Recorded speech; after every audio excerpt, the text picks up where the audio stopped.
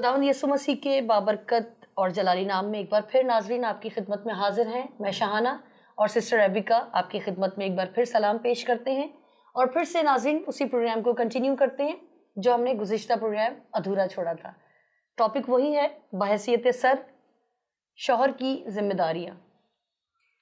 Sister, जिस तरह last हमने टॉपिक का हमने एंड किया था कि न्यू मैरिड कपल्स को अगर खुदावंद जिनकी तरबियत में कमी रह गई है या जिनके बचपन से ही यही कहा जाता है, जिस तरह आपने भी कहा था कि बेटा आप नहीं करें, ये बेटी करेगी, बहन करेगी, तो यकीनन उसमें उस बच्चे का तो कोई कसूर नहीं है। जो उसकी ट्रीटमेंट की जा रही है उन्हीं का ही कसूर है कि आप उसको किस तरह की तरबियत दे रहे हैं। लामहला बड़े होकर वो उसके खून में ही ये चीज़ें जो हैं वो दौड़ना शुरू हो जाती हैं कि वो वाइफ से ही ये सारी चीज़ें एक्सपेक्ट कर रहा होता है। उस पर हमने लास्ट बात की थी, इसीलिए मैंने रिपीट किया था कि हमारे नाजरीन का जो है वो एक दफ़ा फिर से रिवीजन हो जाए। अगला सवाल सिस्टर मैं आपसे करना चाहूँगी, घर वालों के साथ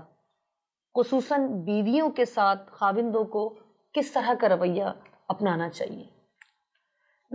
जैसे कि हमने अपने पिछले प्रोग्राम में भी इसी को डिस्कस किया कि कलाम मुक़द्दस के मुताबिक जो है शौहरों के अंदर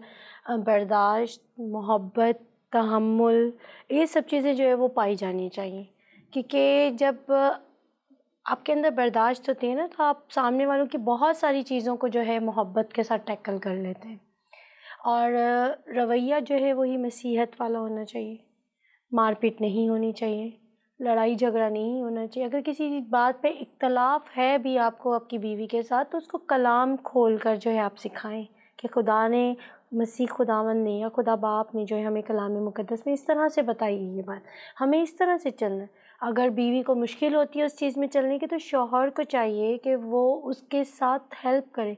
मतलब टॉन्ट ना करे, तानाज़नी ना करे कि भाई तुम्हें तो बता दिया गया था। क्योंकि अक्सर ऐसा होता है कि हम एक दफ़ा एक चीज़ बताते हैं तो हम चाहते हैं कि वो फ़ौरन से इंसान के किरदार के अंदर जो है वो शामिल हो जाए, जबकि ये चीज़ बहुत मुश्किल होती है कि बचपन से हमने एक चीज़ के ऊपर हम चल रहे हों। एक मिसाल देती हूँ, जर्नल सी बहुत कॉमन है। अक्सर कुछ जो किरदार होते हैं उनको झूठ बोलने की बहुत आदत है, पर कलाम मुक़द्दस के मुताबिक हमें झूठ नहीं बोलना। अगर हम जान सकते हैं या हम समझ सकते हैं या शौहर या बीवी दोनों में से किसी एक के अंदर ये ख़ासियत पाई जाती है, खसलत पाई जाती है कि वो झूठ बोलते हैं, तो हम कलाम खोलें, उनको बताएं कि ये चीज़ नहीं होनी चाहिए हमारे अंदर। तो जब हम इस तरह की चीज़ करेंगे तो हमें फिर चेक करना है, तानाज़नी नहीं करनी, बल्कि चेक करना है कि हाँ यहाँ तुमने गलत किया, आइंदा ना करना, ये गलती हुई आइंदा। जाते बिल्कुल। क्योंकि अक्सर स्कूल में, घरों में, मतलब हर घर का माहौल एक सा नहीं होता है, तो बच्चे जहाँ पर बढ़ेंगे वो उन चीज़ों को अपने साथ ही लेकर आते हैं। तो हमें ये नहीं कहना चाहिए या घर के दूसरे लोगों को इस तरह का रवैया नहीं रखना चाहिए कि वो इस तरह की बात करें कि जैसे कि वो ये कहें कि हाँ ये तो अपने घर से ही सीख कर आई है, इसका तो किरदार ऐसा है। मतलब नफ़रत पैदा करने वाली गुफ्तगू सुनने से जो है वो हस्बैंड्स को गुरेज करना चाहिए, ख़ास करके अपनी बीवी के लिए। क्योंकि अगर हम देखें तो यही वो हथियार है जो कि इब्लीस जो है वो इस्तेमाल करके शौहर या बीवी के जहन को जो है वो करप्ट कर देता है, स्पॉइल कर देता है, ताकि वो अपनी उस खुशहाली को जो कि खुदावंद ने उनके लिए रखी हुई है उसको कभी मज़ा ही ना चख सके। इसलिए बहुत लाजिम है शौहरों के लिए जनरली कि वो गुरेज करें। मैं कहूँगी अपने कानों को बंद कर लें। जैसे उनकी शादी होती है ना, बीवियों के लिए भी शौहरों को लाजिम है कि वो अपने कान बंद कर लें कि वो अपनी बीवी की किसी बुराई को जो है वो अपने कान के अंदर दाखिल ही ना होने दें। जब वो ऐसा नहीं करेंगे तो मैं गारंटी के साथ कह सकती हूँ कि वो मोहब्बत जो खुदावंद ने इंसानों के लिए और ख़ास करके हस्बैंड एंड वाइफ के लिए जो मोहब्बत रखी है वो कभी भी उनकी ज़िंदगियों से जो है वो ख़त्म नहीं होगी। बहुत खूबसूरत बात है। वाकई ऐसे ही रवैया होना चाहिए, तभी जो है वो मिसअंडरस्टैंडिंग भी डेवलप नहीं होती और हम एक दूसरे की कमियों को इग्नोर करना सीखेंगे, तभी हम कामयाब हो सकते हैं। इसी के साथ सिस्टर मैं चाहूँगी कि आप मुझे अगले सवाल का भी जवाब दें कि क्या आप कोई ऐसी फहरिस्त कलाम मुक़द्दस में से दे सकती हैं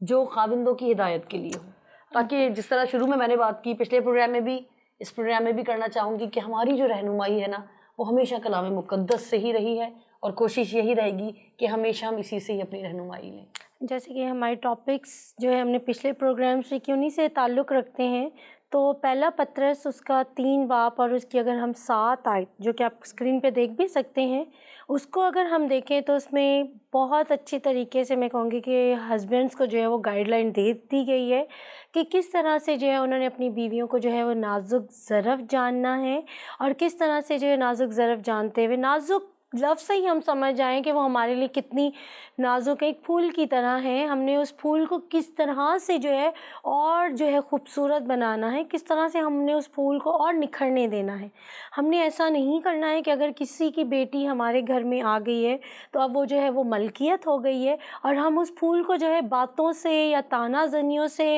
या नफ़रत से या अपने रोब और दबदबे से जो है उसको कुचलते चले जाएं और उसकी जो एक खूबसूरती है वो जो है मध्यम पड़ती जाए। हमने ऐसा नहीं और करना, आहिस्ता आहिस्ता खत्म हो जाती है। बिल्कुल। बल्कि अगर आप चाहते हो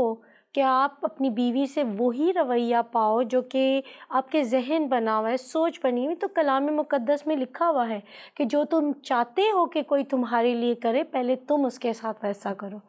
तो अगर आप चाहते हो कि आपकी बीवी आपसे बहुत मोहब्बत करे या आपके उसूलों पे चले, तो सबसे पहले आपको खुद उन उसूलों पे चलना होगा, तभी वो, मैं कहती हूँ, आपके बगैर कहे वो आपके उसूलों पे चलेगी। बिल्कुल ऐसे ही। क्योंकि ये खुदावन की कुदरत है उनके अंदर कि जब शौहर और बीवी एक हैं, अगर वो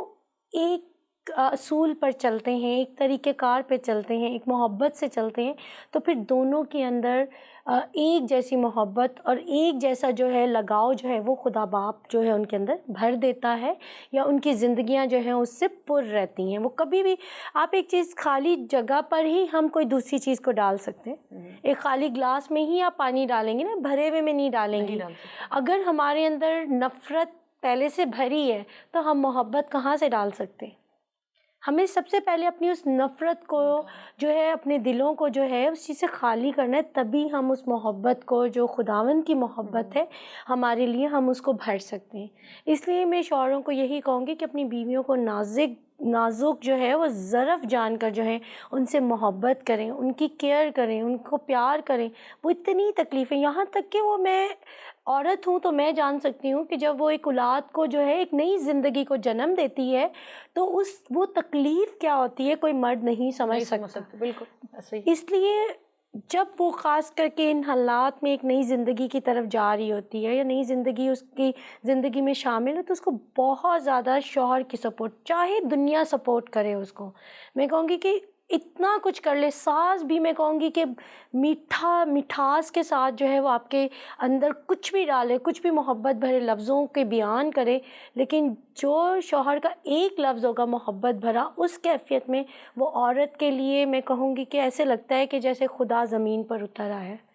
तो बहुत ज़्यादा जो है शौहर के लिए ज़रूरी है कि वो अपनी वाइफ़ के साथ जो है इतनी मोहब्बत रखे कि उसकी तकलीफ़ को अपनी तकलीफ़ जाने। और आजकल के दौर में तो मैं स्पेशली ये कहूँगी कि जो आजकल की हमारी जनरेशन है वो इतनी वीक है, फ़िज़िकली इतनी वीक है कि जब इन कैफ़ियतों में वो गुज़रती है तो they are unable to cop up, उन चीज़ों से जो है वो कॉप नहीं कर सकती हैं, तो दे ऑलवेज़, उनको एक रिक्वायरमेंट होती है और वो अपने शौहरों की तरफ मुतवज्जा होना चाहती हैं कि उनके शौहर उनकी हेल्प करें, चाहती हैं कि उनके शौहर जो है उनका साथ दें। तो इसलिए लाजिम है कि वाकई हकीकतन जैसे कलाम मुक़द्दस में लिख दिया है, तो कलाम हमारा सच्चा और बरहक किताब है, तो इसलिए इसमें जो है जो लिखा गया है कि औरत अगर नाजुक ज़र्फ़ है तो फिर वो नाजुक ज़र्फ़ ही है। वो आपकी तरह या मर्द की तरह मजबूत नहीं हो सकती, चाहे वो जितना भी आज के दौर में बाहर निकल के काम करे या मर्दों की तरह काम करना चाहे, फिर भी उसके अंदर जो खुदावन ने खासियत नहीं डाली है मर्द वाली, वो खासियत उसके अंदर नहीं आ सकती। सही, बहुत खूबसूरती के साथ सिस्टर आपने बहुत डिटेल के साथ, मैं कहूँगी, बयान किया है कि जो है वो खाविंदों को कैसा रवैया अपनाना चाहिए। बाकी जब पूरा अगर ससुराल साथ हो और अगर हस्बैंड साथ ना हो तो वो सब बेमायने हैं। बिल्कुल, क्योंकि आप जिसकी ज़िंदगी में आई हैं वही अगर आपकी ज़िंदगी में कोई दो लफ्ज़ मीठे ना बोले या आपकी केयर ना करे तो वो सारे रिश्ते बेमायने लगते हैं। क्योंकि जो रिश्ता है वो असल शौहर के साथ है, उसके बाद दूसरे ताल्लुकात से जो है वो आप जुड़ते जाते हैं। और अगर शौहर साथ है और पूरा ससुराल साथ नहीं है तो वो भी कोई मायने नहीं रखता, क्योंकि उसको पता है कि मेरा लाइफ पार्टनर मेरे साथ है। दोनों सूरतों में शौहर का साथ होना बहुत ज़रूरी है। बिल्कुल। जिस तरह सिस्टर अभी आपने बताया कि रवैया भी आपने बहुत खूबसूरती के साथ बताया और कलाम मुक़द्दस में से भी आपने रहनुमाई की कि खाविंदों की हिदायत के लिए कि किस तरह से करना चाहिए, और यकीनन मेरे नाज़रीन ने बड़े ध्यान से सुना होगा। अब जो मैं सवाल करने जा रही हूँ वो भी बहुत ध्यान से आपने सुनना है, क्योंकि उसका जवाब बहुत ही खूबसूरत और बहुत डिटेल के साथ हमारी सिस्टर देने को हैं। सिस्टर ये बताएं कि वो कौन कौन से हालात हो सकते हैं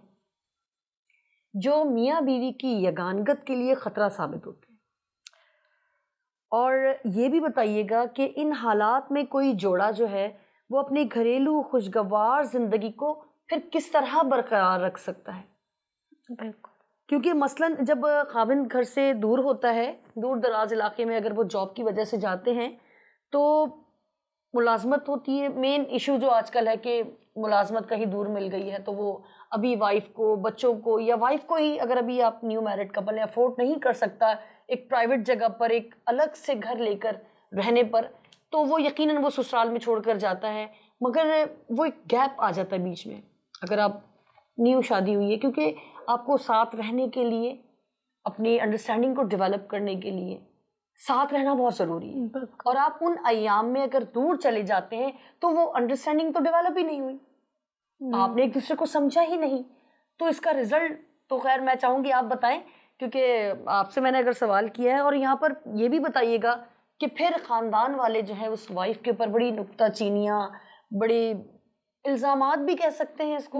आप मुझे इन तीनों सवालात के जवाब वन बाय वन दीजिए। बहुत ही खूबसूरत क्वेश्चन है, और मैं कहूँगी कि इस वक्त शायद हमारे माशरे का सबसे बड़ा जो है प्रॉब्लम भी है। अगर हम सबसे पहले देखें कि कौन सी चीज़ें हैं जो कि अफेक्ट करती हैं रिश्ते को, सबसे पहले तो ये है कि जैसे आपने बयान किया कि अगर शौहर चला जाए और उनके दरमियान में एक मज़बूत सोच ही नहीं है, मुस्बत सोच ही नहीं पैदा हुई है, या वो इतने मज़बूत ही नहीं हुए इस ताल्लुक़ में, और वो ताल्लुक़ पहले से ही इतना दूर चला गया है, तो ये वाकई ही है, सच है कि जब हम साथ रहते हैं तो हम एक दूसरे को अंडरस्टैंड करते हैं, चीज़ों को समझते हैं, एक दूसरे को वक्त देते हैं, अच्छी बुरी चीज़ें हमारे सामने आ जाती हैं। तो फिर हम अगर दूर भी चले जाएँ तो हमें अंदाज़ा होता है कि अगर कोई हमें एज़ अ कंप्लेन या एज़ अ शिकायत जो है, आजकल तो आपको पता है मीडिया इतना ओपन है कि फ़ोन करो या जो भी करो तो आप जो है बहुत आसानी से जो है गुफ्तगू बहुत दूर तक पहुंचा सकते हैं। तो अगर हम कोई शिकायत भी, जैसे कि अक्सर घरों में बहू को जो है वो ऐसा समझा जाता है कि अब हमारे कंट्रोल में है, हम जो है इसके ऊपर पूरा इख्तियार रखते हैं, ख़ास करके अगर कोई अनमैरिड नंद हो और सास हो, इन लोगों का तो ये पूरा एक टारगेट होता है बहू के, उसकी हर चीज़, हल्का सा अगर कोई ख़राश भी उससे आ गई है, उनकी सोच के हिसाब से अलग होगी, तो वो फ़ौरन उसको जो है वो कैच करेंगे। और अगर हम दूसरी तरफ देखें तो अगर वही चीज़ अपनी बेटी से हो जाएगी तो हम ऐसे कर देंगे जैसे हमारी आंखें बंद हैं और हमने कुछ देखा ही नहीं है। तो ये एक बहुत रॉन्ग कॉन्सेप्ट है और बहुत ही गलत जो है ये तरीक़ेकार है। और कलाम मुक़द्दस में अगर हम पुराने अहदनामे में पढ़ें ना, तो उसमें भी खुदा बाप ने 1 साल का खुदावंद ने वक्त ऐसा दिया हुआ है कि जो शौहर है 1 साल तक जो है उसकी इतनी रहनुमाई करे, इतना ख्याल करे, इतनी मोहब्बत करे। उसकी वजह ये कि वो एक दूसरे को समझ सके, अपने एक दूसरे के साथ अपनी मोहब्बत को शेयर कर सके, क्योंकि शायद खुदावंद चाहता है कि वो मोहब्बत जो, या वो जो एक अच्छी चीज़ें उसने इस रिश्ते में रखी हैं, वो उस चीज़ को चख सके, उसके जायके से जो है वो जान सके कि क्या जायका है, क्या मोहब्बत है ये हस्बैंड एंड वाइफ के रिलेशन में। तो ये लाजिम है कि बेहतर तो ये होगा कि जैसे ही शादी होती है तो दोनों को वक्त दिया जाए समझने का। और मैं शौहरों से, स्पेशली हस्बैंड्स को ये रिक्वेस्ट करूँगी कि जब आपकी नई शादी होती है ना, तो वो किसी घर को छोड़ के आती है, वो आपके घर का माहौल नहीं है। एक्चुअली जब हस्बैंड्स जो हैं वो बीवी को ब्याह कर घर में लाते हैं, तो उनको चाहिए कि वो उसकी अच्छी बुरी चीज़ों को अगर तब्दील भी करना चाहते हैं तो आहिस्ता आहिस्ता अपनी झलक को उसमें शामिल करें। और कभी ऐसा होता है कि बहुत सारी चीज़ें वो अच्छी लेकर आती है, तो हमें अपने घर में उस अच्छी चीज़ों को अपनाना होता है। और अगर वो कोई अच्छी चीज़ अपने घर में करना चाहती है और उन चीज़ों को जो है रेगुलर लाना चाहती है अपने घर के, तो हमें जो शौहर हैं स्पेशली उनको अपनी वाइफ की हेल्प करना चाहिए कि अगर कि वो घर की बेहतरी के लिए चीज़ है तो लाजिम है शौहर की कि वो उसकी सपोर्ट बने और उसको जो है हाईलाइट करे अपनी फैमिली में कि हमें ये करने की ज़रूरत है, ताकि आइंदा जो है वो हमारे घर के अंदर ये चीज़ें या ये सिलसिलात जो इस तरह से। और अगर ये प्रोग्राम जो है सास या नंदे भी देख रही है तो मैं उनसे भी यही रिक्वेस्ट करूँगी कि खुदारा अगर आपके भाई की शादी हो गई है तो अब वो आपके भाई के साथ साथ किसी दूसरे की बेटी के जो है सर का ताज भी बन चुका हुआ है, तो उस ताज को उसी सर पर चमकने दें, बल्कि उसको चमकाने की कोशिश करें। और जैसे कि एक खसलत पाई जाती है कि हम हर वक्त बुरी चीज़ें कोशिश करें कि किसी तरह से हम अपनी भाभी की या अपनी बहू की बातें भाई तक पहुंचाएं। पूरा दिन आप भी घर में होती हैं, आपकी भाभी भी घर में होती हैं, तो हमें कोशिश करनी चाहिए कि ये हम घर में हैं तो हम मिलकर इन चीज़ों को सॉर्ट आउट करें। अगर आप चाहते हैं कि वो आपके रंग में ढले तो आप जो है कोशिश करें, इसको कंप्लेन की सूरत में या शिकायतों की सूरत में अपने भाई के कानों में ना डालें, क्योंकि कल को जब आप किसी घर में जाएंगी तो हो सकता है कि आपको भी वही सिलसिलात से गुजरना पड़े जो आज आप अपनी भाभी के साथ करती हैं। तो मकाफाते जी अमल। बिल्कुल एग्जैक्टली तो इसलिए जो है हमें ये बहुत ध्यान में रखना चाहिए कि हम जिसकी बेटी को अपने घर में लाते हैं, और इसमें सबसे बड़ी जो सपोर्ट है वो खावंद की है। अगर तो मैं खावंद को या हस्बैंड्स को ये इल्तिजा करूँगी कि पहली शिकायत पर, चाहे वो माँ हो, चाहे वो बहन हो, या चाहे आपका भाई भी हो, आप उसी वक्त उस शिकायत को रिजेक्ट करें और कहें कि आइंदा मेरी बीवी के ख़िलाफ़, चाहे गलत चाहे सही, मेरे कानों तक कोई बात ना आए। क्योंकि ये एक्चुअली बीज होता है शैतान का बोने का, नफ़रत का बीज ज़रिए इस्तेमाल करके कि किसी तरह से ये जुड़े हुए रिश्ते को जो है वो तोड़ सके या उसमें वो मोहब्बत को पैदा ही ना होने दे जो कि खुदावंद ने उस रिश्ते के लिए रखी है। तो मैं रिक्वेस्ट करूँगी या मैं ऐसा गाइडलाइन आप लोगों को बताऊँगी कि अगर हस्बैंड्स हैं जिनकी शादियाँ हो चुकी हुई हैं, न्यूली मैरिड हैं, उनके लिए स्पेशली, जो लॉन्ग टर्म मैरिड हैं वो तो अब ज़िंदगी गुजार ही रहे हैं एक सिलसिले के साथ, लेकिन मैं रिक्वेस्ट करूँगी कि शिकायतों के सिलसिले को सुनने से गुरेज करें। जब आप शिकायत नहीं सुनेंगे तो आपको पता ही नहीं होगा कि सही या गलत, कि आप खुद अपनी वाइफ को जान सकेंगे कि उसमें अच्छी क्वालिटीज़ क्या हैं, बुरी क्वालिटीज़ क्या हैं। आप मिल के उन चीज़ों को जो है वर्कआउट करें, ताकि जब आपकी आइंदा आपकी फैमिली इंक्रीज़ होगी, क्योंकि खुदावंद ने बरकत दी है, ब्लेसिंग दी है कि जाओ फूलो और बढ़ो और इस ज़मीन को मामूर करो। तो जब आप मामूरी की तरफ जाएंगे, ज़मीन ये नहीं कि आपने इस दुनिया को मामूर करना है, ये वो एक चार दीवारी की ज़मीन है जो खुदावंद ने किनान की सूरत में आपको बख्श दी है, कि अपनी फैमिली को बाग अदन की सूरत में आपको दी है कि आप इसी में बढ़ो और फूलो। तो जब आप उसी में बढ़ेंगे और उसी में बढ़ेंगे और फूलेंगे तो खुदावंद बरकतों पे बरकतें आपको देता जाएगा। शिकायतें हमारे तक आना, कंप्लेंट्स आना, ये शैतान के जो है हर कंडे हैं जो कि वो इस्तेमाल करता है। तो मैं रिक्वेस्ट करूँगी कि आप लोग कंप्लेंट्स को सुनना 100% स्टॉप कर दें और फिर देखें कि आपकी ज़िंदगी में क्या तब्दीली आती है।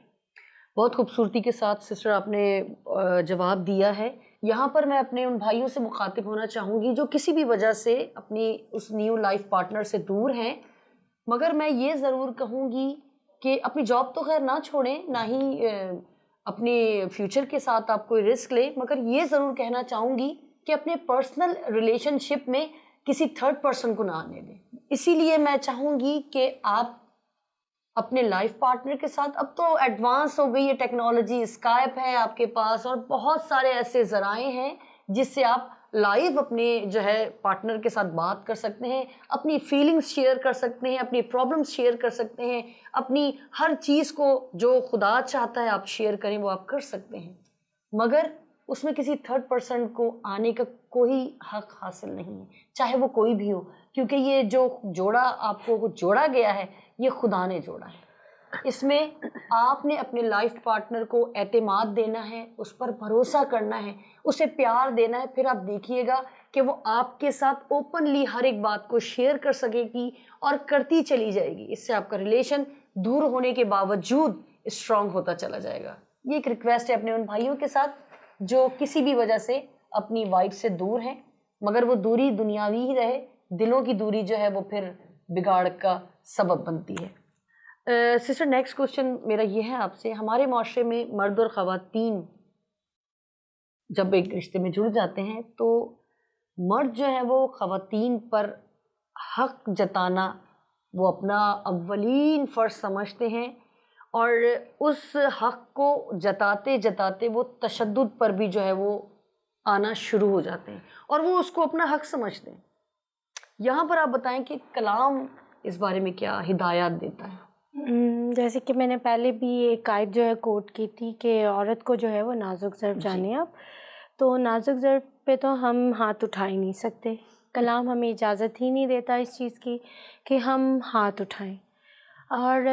हम अगर इस चीज़ को समझें किताब मुक़द्दस के मुताबिक, क्या हम जब गलती करते हैं तो मसीह खुदावंद जो हैं वो हमें मारपीट पे उतर आते हैं, क्योंकि वो कलीसिया का सर हैं, और इसी तरह से खावंद को जो था वो बीवी का सर ठहराया गया था। इसका ये मतलब है कि गलती बीवी में नहीं खावंद में है, जो कि उसकी बुरी चीज़ को या उसके जहन के मुताबिक की हुई चीज़ जो बीवी नहीं कर पा रही है, आप उस पर चाहते हैं कि तशद्दुद करें, प्रेशर में लें ताकि वो चीज़ें कर सके जो आपके जहन के मुताबिक हैं। जबकि हमारे कलाम मुक़द्दस में या कलाम की जो किताब है उसमें हमें ये सिखाया गया है कि हम एक हैं, हमारी सोच एक होनी चाहिए, हमारे रवैये एक होने चाहिए, और उसकी वजह ये है कि वो भी इंसान है और आप भी इंसान हैं।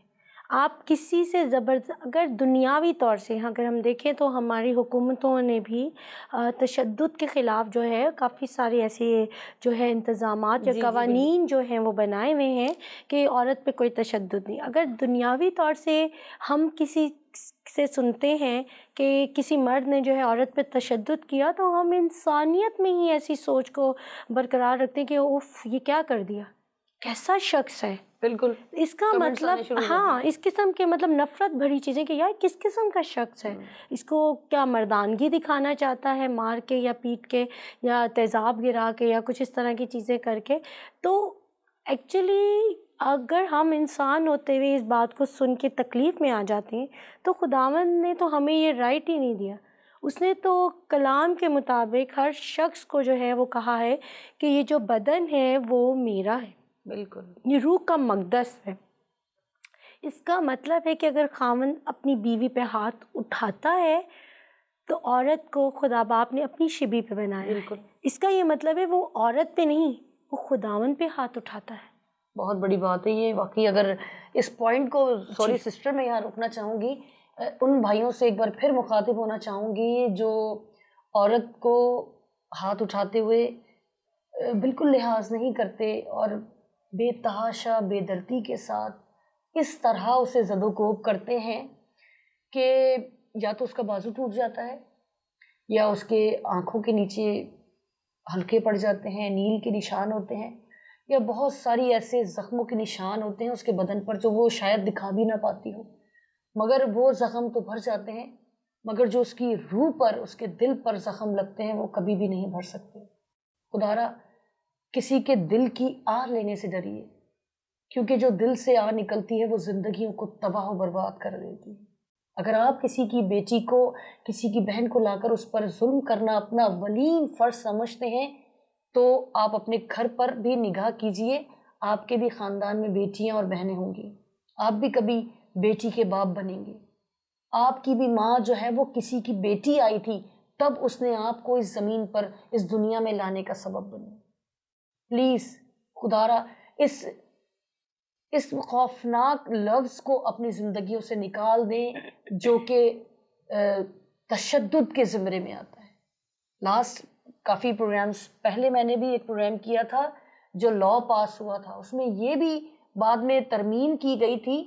कि इतना तशद्दुद किया जाए कि हड्डी ना टूटे। मतलब आप उसको जान से मार दें, हड्डी नहीं टूटती जान से मारने में। आप उसे इस तरह से जला दीजिए, हड्डी नहीं टूटेगी। आप उसके ज़ख्मों पर नमक डालिए, उसे कुरे दिए, उसे उसके बाल काट दीजिए, उसकी नाक काट दीजिए, हड्डी नहीं टूटेगी। मगर मैं आपसे ये कहना चाहूँगी कि प्लीज़ जुल्म की इंतहा ना कीजिए। किसी की बेटी को, किसी की औलाद को आप अपने घर लाते हैं तो उसे अपनी ज़िंदगी में अव्वलीन दर्जा दीजिए। फिर आप देखेंगे कि आपके ख़ानदान की बेटियां, आपके ख़ानदान की बहनें दूसरे घरों में जाकर कितनी खुश रहती हैं। इस वक्त मैं बहुत ज़्यादा इमोशनल हुई हूँ, क्योंकि जब भी हम किसी बहन और बेटी के बारे में ये सुनते हैं कि इसे इस तरह ज़दोकोब किया गया है, तो यकीन जानिए रूह कांप के रह जाती है। अगला क्वेश्चन सिस्टर मैं आपसे करना चाहूँगी कि अगर शौहर के वज़ा करता जो उसूल और क़वानीन हैं जो वो अपनी फैमिली पर लागू करता है, बशमूल बीवी बाकी घर वालों के इख्तिलाफ हों अगर उन रूल्स को फॉलो करते हुए, तो ऐसी सूरत में खाविंद को फिर कैसा रवैया अपनाना चाहिए? देखिए, असूल हमेशा खुद हमारे जो बनाए जाएँ, खामन जो बनाते हैं घर में, बहुत अच्छी बात है कि अगर वो प्रिंसिपल्स बनाते हैं, लेकिन उनको बनाने का जो है वो तरीक़ेकार जो है वो कलाम मुक़द्दस के मुताबिक होना चाहिए। मैं ये कहूँगी कि जो खामन जो असूल बनाएँ घर के अंदर, उनका जो सर्कल है या जो उसकी बाउंड्री है वो कलाम मुक़द्दस के मुताबिक होनी चाहिए। अगर तो वो कलाम मुक़द्दस के मुताबिक जो है वो बाउंड्रीज़ को बनाते हैं, असूलों को बनाते हैं, तो फिर मेरे ख़्याल से कि घर के अंदर वो असूल जितने लोग रहने वाले हैं उन सब के लिए होने चाहिए। ऐसा नहीं होना चाहिए कि चंद असूल जो हैं वो सिर्फ़ बीवी के लिए हैं, बहन के लिए नहीं है और माँ के लिए नहीं है और बेटे बेटियों के लिए नहीं है। असूल सबके लिए एक से होने चाहिए किताब मुक़द्दस के मुताबिक। अगर हम दुनियावी तौर से भी देखें तो जो कोई असूल जो है हम अपने घरों में बनाते हैं, उन असूलों के वसीला से हमारी ज़ात से किसी को दुख या तकलीफ़ नहीं होनी चाहिए, बल्कि हम खुशी का बाइस बने। हमारी ज़िंदगियों से दूसरों के लिए खुशियाँ जो हैं वो हम फैलाने वाले हों। हमारी गुफ्तगू से, हमारी सोच से, हमारे उठने बैठने से हमारा माहौल ऐसा होना चाहिए। इसलिए असूल ऐसे बनाएं अपने घरों के अंदर जो कि आपको एक प्रिंसिपल जो कि कलाम मुक़द्दस का प्रिंसिपल है, मसीहत ख़ानदान के लिए, मसीहत को कायम करने के लिए अपने ख़ानदान के लिए एक प्लेटफॉर्म के ऊपर, एक प्रिंसिपल के ऊपर सब के लिए एक से असूल बनाए जाएँ और उन असूलों के लिए सबका जो ओबे करना है या जो उनका फर्मा बरदारी करनी है, सबकी एक जैसी हो। बिल्कुल। फेवरेटिज़म ना हो, इंसाफ हो उसके अंदर, क्योंकि हमारा खुदा जो है वो इंसाफ का खुदा है। बहुत शुक्रिया सिस्टर, मैं आपकी निहायत शुक्रगुज़ार हूँ। यहाँ पर मैं चाहूँगी कि आज जिस तरह हमने नाज़रीन शौहरों की बारे में बातचीत की कि बहैसियत सर, तो मैं ये चाहूँगी कि अगला प्रोग्राम जब बीवी की ज़िम्मेदारियों पर किया जाए, तो मैं ये समझती हूँ कि ये ज़्यादती हो जाएगी कि बीवी की ज़िम्मेदारियाँ भी बीवी बताए और शौहर की ज़िम्मेदारियाँ भी बीवी बताए। यहाँ पर मैं चाहूँगी सिस्टर कि नेक्स्ट प्रोग्राम में मैं आपके हस्बैंड के साथ भी मिलना चाहूँगी, बल्कि आपके साथ वो बैठे हों, ताकि हम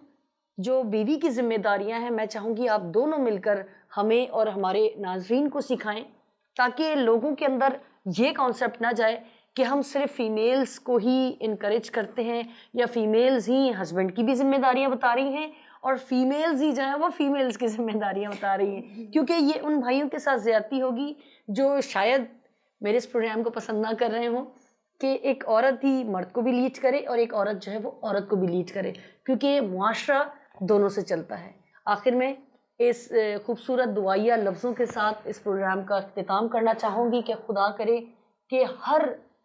घराना जो है वो मसीही घराना, बल्कि मैं चाहूँगी कि जिस तरह खुदावंद मसीह चाहते हैं कि हमारा घराना जो है वो खुदा की मोहब्बत से सरशार रहे और उसकी मोहब्बत में हमेशा कायम रहे, तो यकीन करें कि आपका घराना भी एक मिसाली और एक बहुत ही खुशगवार और एक सेहतमंद घराना होगा। इसी के साथ अगले प्रोग्राम तक के लिए मुझे शाहाना को और सिस्टर रेबिका को मिरातुन्निसा से इजाज़त दीजिए। खुदा हाफिज़।